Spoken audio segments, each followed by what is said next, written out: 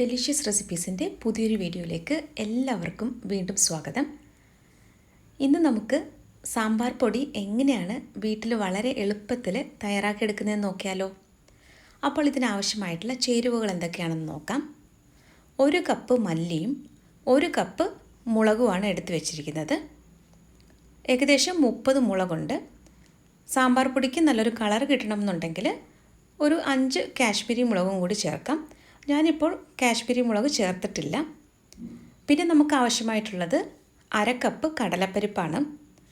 ഓരോ table spoon വീതം ഉലുവയും ഉഴുന്നുപരിപ്പും എടുത്തു വെച്ചിട്ടുണ്ട്. 1.5 ടേബിൾ സ്പൂൺ അരിയാണ് എടുത്തു വെച്ചിട്ടുള്ളത്. ഇത് പുഴുകലരിയോ അല്ലെങ്കിൽ പച്ചരിയോ ഉപയോഗിക്കാവുന്നതാണ്.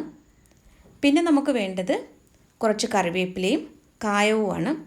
ഒരു കഷ്ണം കട്ടക്കായമാണ് എടുത്തു വെച്ചിരിക്കുന്നത്. ഇത് ചെറുതായിട്ടൊന്ന് പൊട്ടിച്ചിട്ടാണ് വെച്ചിരിക്കുന്നത്. അപ്പോൾ ഇതെല്ലാം ആദ്യം നമുക്കൊന്ന് നല്ലതുപോലെ ഒന്ന് ചൂടാക്കിയെടുക്കണം. അപ്പോൾ ഒരു പാൻ നല്ലതുപോലെ ചൂടാക്കിയെടുത്ത ശേഷം ഞാനിതിലേക്ക് കായമാണ് ഇപ്പോൾ ചേർത്തത്. അപ്പോൾ ഒരു കഷ്ണം കായം ഒന്ന് ചെറുതായിട്ട് പൊട്ടിച്ച് ഇതുപോലെ ഒരു 5 കഷ്ണങ്ങളാക്കിയിട്ടാണ് ഞാനിത് ചൂടാക്കിയെടുക്കുന്നത്. ഏറ്റവും ചെറിയ തീയിൽ വെച്ചിട്ട് വേണം ഇതെല്ലാം ചൂടാക്കിയെടുക്കാനായിട്ട്. അപ്പോൾ കായം നന്നായിട്ട് ചൂടായി കഴിയുമ്പോൾ ഇത് നല്ലതുപോലെ ഒന്ന് പൊള്ളി വരും. അപ്പോൾ ഇത് നിങ്ങൾക്ക് ചീനച്ചട്ടിയിൽ വേണമെങ്കിൽ ഇതെല്ലാം വറുത്തെടുക്കാം.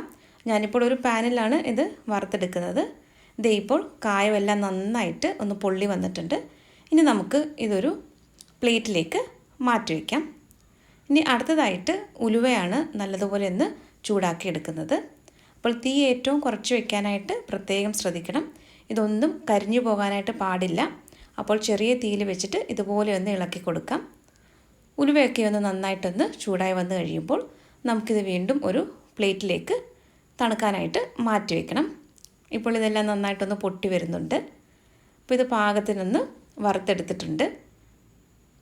ഇത് ഞാൻ ഓരോന്നും പ്രത്യേകമായിട്ട് ചൂടാക്കിയിട്ടാണ് എടുക്കുന്നത്. ഇത് ഓരോന്നും വറുത്തെടുക്കുന്നതിൻ്റെ സമയത്തിൽ വ്യത്യാസമുള്ളത് കൊണ്ടാണ് ഇതിങ്ങനെ പ്രത്യേകമായിട്ട് ഓരോന്നും ചൂടാക്കി എടുക്കുന്നത്.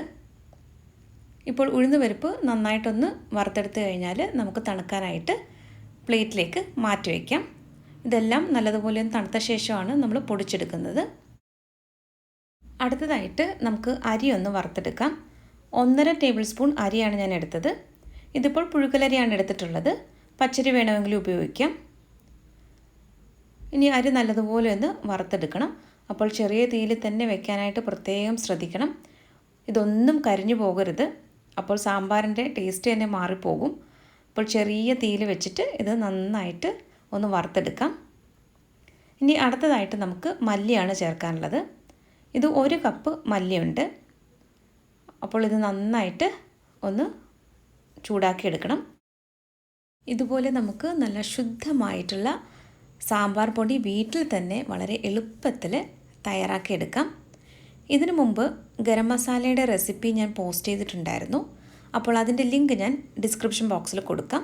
താല്പര്യമുള്ളവർക്ക് ആ ഒരു വീഡിയോയും കൂടി കാണാവുന്നതാണ്. അപ്പോൾ മല്ലിയൊക്കെ ഒന്ന് വറുത്തെടുത്ത് മാറ്റി വെച്ച ശേഷം കടലപ്പരിപ്പാണ് ഇപ്പോൾ ചേർത്തത്. ഇത് 1/2 കപ്പ് കടലപ്പരിപ്പുണ്ട്. ഇനി ഇത് നന്നായിട്ടൊന്ന് വറുത്തെടുക്കണം. ഈ ഒരു സാമ്പാർ പൊടി തയ്യാറാക്കി വെച്ചാൽ കുറച്ചധികം നാളത്തേക്ക് നമുക്ക് ഉപയോഗിക്കാനായിട്ടുണ്ടാവും. ഇത് കുറച്ച് കൂടുതൽ നാൾ വെച്ച് ഉപയോഗിക്കാനുള്ളതാണെന്നുണ്ടെങ്കിൽ ഇതിൽ എണ്ണയൊന്നും ചേർക്കരുത്.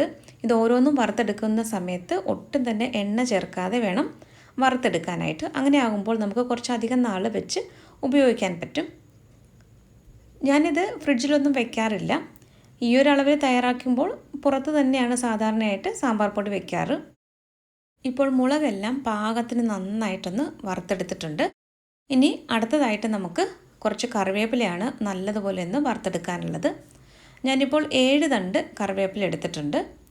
ഇനി ഇത് നല്ലതുപോലെ ഒന്ന് ചൂടാക്കിയെടുക്കാം. അപ്പോൾ നമ്മുടെ എല്ലാ ചേരുവകളും ഇപ്പോൾ പ്രത്യേകമായിട്ട് ഒന്ന് വറുത്തെടുത്ത് വെച്ചിട്ടുണ്ട്. ഇനിയിപ്പോൾ ഇത് നമുക്ക് ഒന്ന് തണുത്ത ശേഷം വേണം ഒന്ന് പൊടിച്ചെടുക്കാനായിട്ട്. അപ്പോൾ ഈ രീതിയിൽ എല്ലാവരും ഒന്ന് തയ്യാറാക്കി നോക്കണം. ഇങ്ങനെ നമ്മൾ വീട്ടിൽ തന്നെ തയ്യാറാക്കുന്ന സാമ്പാർ പൊടിയാണെന്നുണ്ടെങ്കിൽ അത് സാമ്പാർ തയ്യാറാക്കുമ്പോൾ ഒരു പ്രത്യേക രുചിയും മണവും ഒക്കെ ആയിരിക്കും. ഇതിപ്പോൾ ഈ വറുത്തെടുത്ത് വെച്ച ചേരുവകളൊക്കെ ഒന്ന് തണുത്തിട്ടുണ്ട്. ഞാൻ മിക്സിയുടെ ചെറിയ ജാറിൽ വെച്ചിട്ടാണ് ഇത് പൊടിച്ചെടുക്കുന്നത്. അപ്പോൾ ഒരു 3 ബാച്ചായിട്ടാണ് ഇത് ഞാൻ പൊടിച്ചെടുക്കുന്നത്. അപ്പോൾ ആദ്യത്തെ ബാച്ച് ഇവിടെ പൊടിച്ചെടുക്കുകയാണ്. നല്ല ഫൈൻ പൗഡറായിട്ട് വേണം ഇത് പൊടിച്ചെടുക്കാനായിട്ട്. അപ്പോൾ നമ്മുടെ ആദ്യത്തെ ബാച്ച് ഇവിടെ റെഡി ആയിട്ടുണ്ട്. ഇനി ഇതുപോലെ നമുക്ക് ബാക്കി 2 തവണയായിട്ടും കൂടി ഒന്ന് പൊടിച്ചെടുക്കണം.